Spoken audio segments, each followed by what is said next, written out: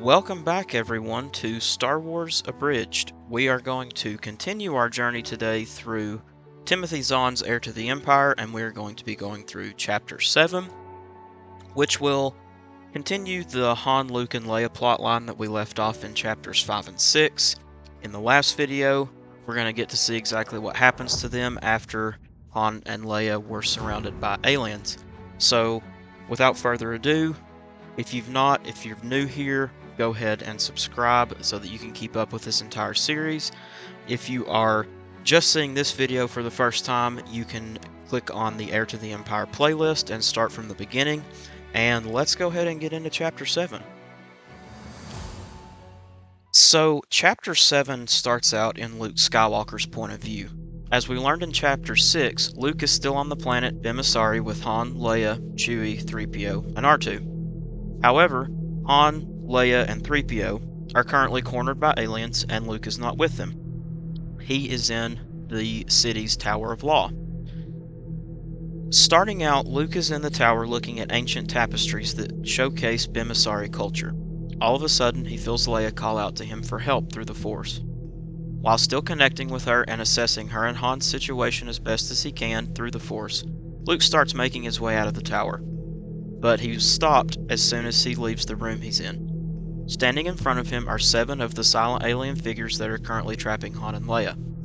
Luke asks what they want, and they gesture for him to go back into a room. He complies, but is studying the leader's movements to a T. If the alien even twitches a muscle with some intent behind it, Luke is making note of it. Luke continues to back up and notices something about the leader's Stokely stick. He then notices that the leader's thumb moves slightly, which lets Luke know that their weapons are controlled by a mechanism that is activated with their thumbs. Luke then gets to an archway that leads into a room. Tricking the leader, he asks where they want him to go, and when the leader motions with the Stokely stick, Luke uses the Force to activate the weapon just as it is pointed at 2 of the other aliens. It fires. Luke takes the split-second opportunity to dive into the room, and the aliens begin shooting at him. He notices the liquid that comes from the Stokely sticks, then forms into a sort of tendril that moves and reinforces itself on surfaces before hardening. For a moment, Luke waits for them to follow him into the room. When they get under the archway, he uses the Force to pull down one of the tapestries on top of them, but they all move out of the way.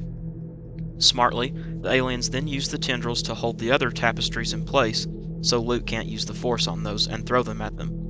This forces Luke to ignite his lightsaber. He closes his eyes and uses the Force to paint a picture in his mind of where each of the 7 aliens are. And then with one toss, his lightsaber spirals through the air and slices each one of them, killing them all in a single throw. Luke then signals to Leia through the Force to let her know he is coming, and he starts to run out of the building. The point of view now switches to Han for a few paragraphs, and back in the marketplace, Leia tells Han that Luke is free, but Han doesn't know if Luke can make it to them in time. The 11 aliens all raise their Stokely sticks, and Han realizes it is almost too late. He looks to his side and sees a box of jewelry from one of the vendors in the marketplace, and tells Leia to use the Force and throw it at him. She does as he says, and he catches the box. The group then hears a yell from the vendor and sees that he is pointing at them, and in seconds, multiple BIMs tackle him to the ground for stealing from the vendor, and it cuts the group off from the aliens. As quickly as he can, Han reaches for his comlink and calls for Chewie. The point of view then switches back to Luke, who is still trying to make it out of the Tower of Law. He sees a window overlooking the marketplace, but sees that it is too far to jump, even for a Jedi. Luke then instinctively picks up one of the Stokely sticks and fires a mass of tendrils toward the roof of the marketplace. He waits for it to harden and then keeps one end attached to the Stokely stick. He's made himself a rope. As he begins his descent, Luke hears a roar overhead. It's the Millennium Falcon. The Falcon's power launches Luke from the tendril onto the ground and into 2 of the aliens that are still trying to get to Han and Leia. Luke, seeing no other choice, ignites his lightsaber again and takes out 2 of the aliens. Chewbacca then stops the Falcon directly overhead and pulls out one of its turrets. He begins firing into the crowd at the aliens. This causes all of the BIMs who are crowded around Han to depart, and between Chewie's blasting and Luke's saber work, they take out the rest of the aliens for good. There's then a bit of a time jump and the group is back on the Falcon. They are in the air above Bimasari. Luke is tending to 3PO, who is blasted with the Stokely stick goop. He can't seem to get it off no matter what he tries. Leia then comes over to check on Luke and 3PO, and she reveals that they are going back down to the surface to continue negotiations.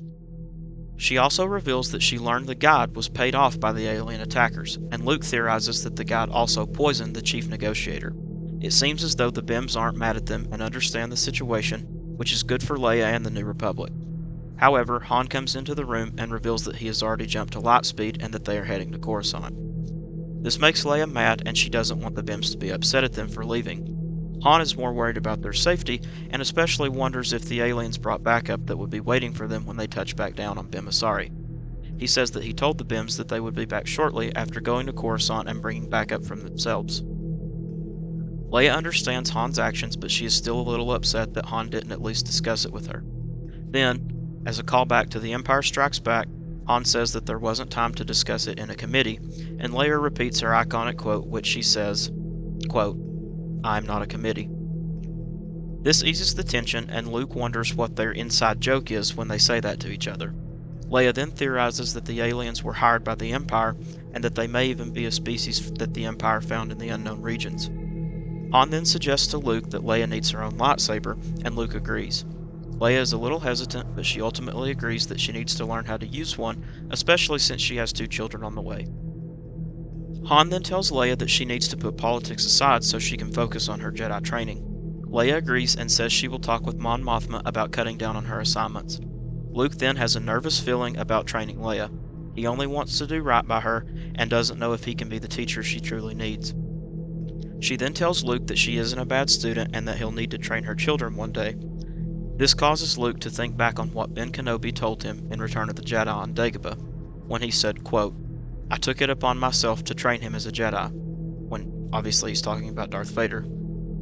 Quote, "I thought I could instruct him just as well as Yoda. I was wrong." It is then revealed that these words echo through Luke's mind all the way back to Coruscant.